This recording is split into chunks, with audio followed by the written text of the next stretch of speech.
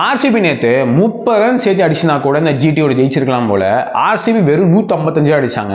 அந்த பிச்சில் பார்த்தீங்கன்னா 150ங்கிறது ரொம்பவுமே பிலோப்பர் தான். 200 ரன்னே 150 மாதிரி தான் இருக்கும் அந்த பிச்சில். ஸோ 150ங்கிறது பார்த்தீங்கன்னா ஒரு காம்படேட்டிவ் ஸ்கோரே கிடையாது.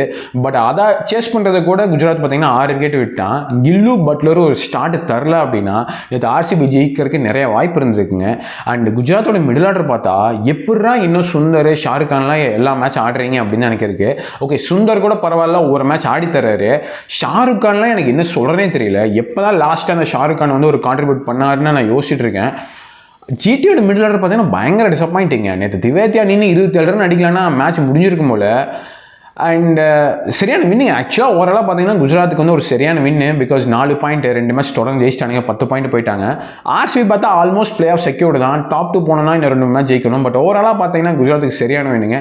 நீங்கள் என்ன நினைக்கிறீங்க அப்படியெல்லாம் காமெண்ட்ஸ் சொல்லுங்கள். அந்த மாதிரி வீடியோஸ்க்கு சப்ஸ்கிரைப் பண்ணுங்கள்.